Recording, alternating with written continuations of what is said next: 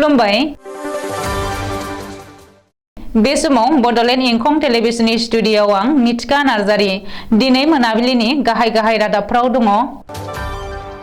डिब्रुगढ़ मुलुगसोलोंसालिनि उनाव Dibrugarh Assam medical college देहा फाहामसालियाव रेगिं।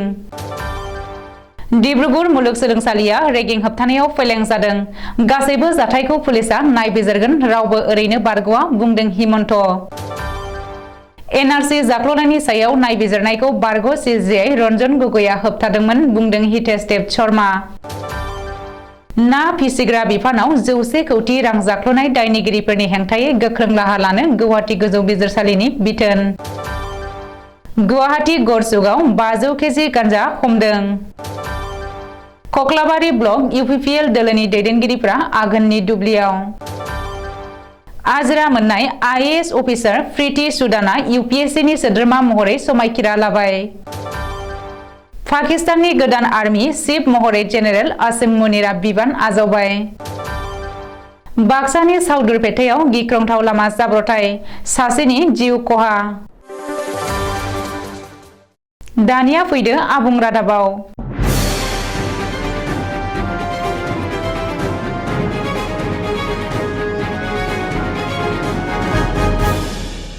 डिब्रुगढ़ मुलुगसोलोंसालियाव गिख्रंथाव रेगिं खालामनायनि दुंहाव थासारियानो सुग्लायनायनि मुं लायाखै।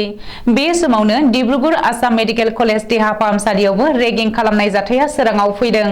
मख'नो गोनांदि डिब्रुगढ़ आसाम मेडिकेल कलेज देहा फाहामसालियाव रेगिं खालामनायनि थाखाय सानै पिजि डाक्टारखौ एरख'दों होननानै खौरां मोन्दों। रेगिं खालामना आसाम मेडिकेल कलेज देहा फाहामसालिनिफ्राय एरख'जानाय सानै फरायसा डाक्टारखौ डाक्टार सयन मुखार्जी आरो डाक्टार साकेत श्रफ होननानै सिनायथिनो हादों। रिपर्ट बादिब्ला डाक्टार सयन मुखार्जी आरो डाक्टार साकेत श्रफखौ थांनाय 21 नभेम्बरनिफ्राय फैबाय थानाय 6 दाननि थाखाय एरख'नाय जादों। बै सानै फरायसाखौ हस्टेलनिफ्रायबो एरख'नाय जादों।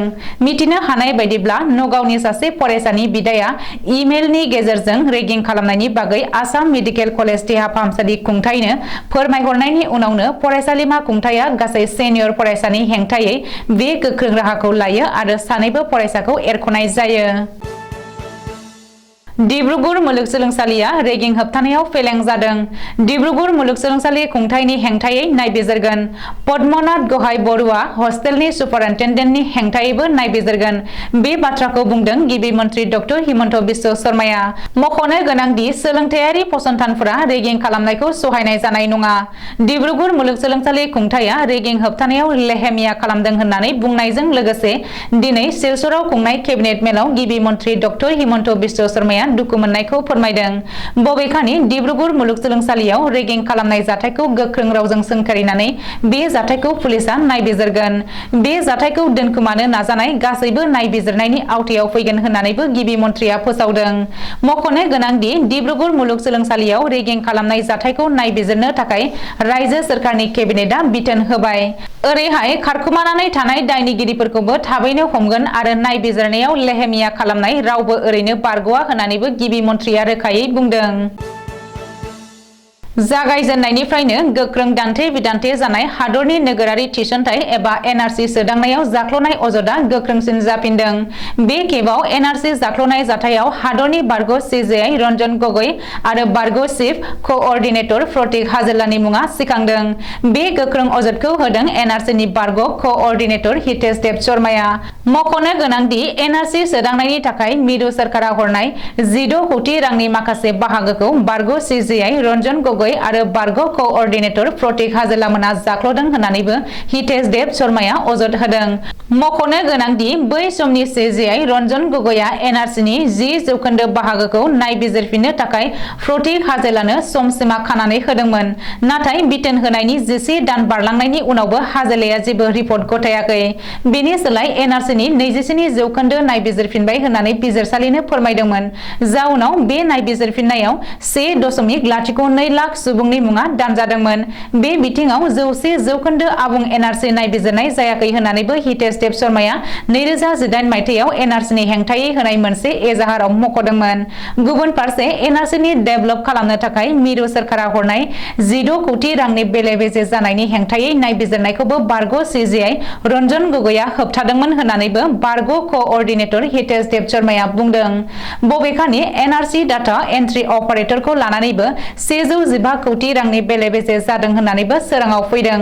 नाथाय बेफोरनि सायाव नायबिजिरनायखौ रन्जन गगैआ होबथादोंमोन होननानैबो हितेश देब शर्माया बुंदों।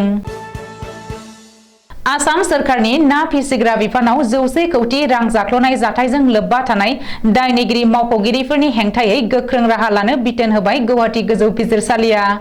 ना फिसिग्रा बिफानाव 100 कौटि रां जाख्ल'नायनि हेंथायै पिआइएल होनायनि सायाव गुवाहाटी गोजौ बिजिरसालिया दिनै खोनासंथि होनानै गासैबो दायनिगिरि मावख'गिरिफोरनि सायाव गोख्रों राहा लानो थाखाय बिथोन होदों। रिपर्ट बादिब्ला ना फिसिग्रा बिफाननि गोजौ थाखोनि मावख'गिरिफोरा मत्स्य जागरण बिथांखिनि मुङाव रां जाख्ल' अजद सिखांदों आरो ना फिसिग्रा बिफाननि गोजौ थाखोनि मावख'गिरिफोरा हाखर जावालासे सोरखारि बिथांखिनि कौटि रांखौ दिहुननानै जानाया रोखायै फोरमान जादों।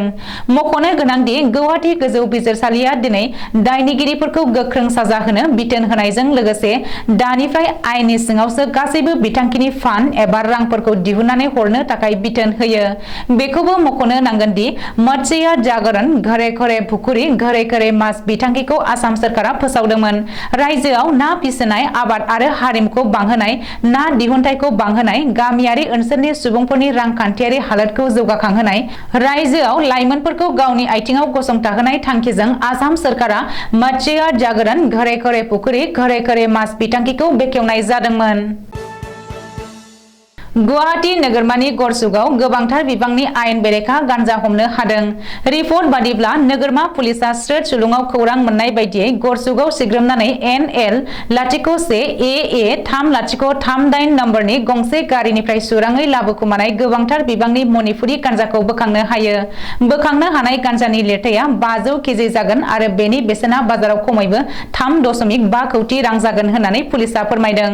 बबेखानि कौटि रांनि मणिपुरी गान्जा स्मागलिं खालामनायजों लोब्बा थानाय 4 पुलिसखौ पुलिसआ एरेस्ट खालामनो हादों आरो बेनि बागै बांसिनै मिथिनो थाखाय पुलिसआ 4 सुरां फालांगिरिफोरखौ जेरा खालामदों होननानै पुलिसआ सुलुङाव फोरमायदों।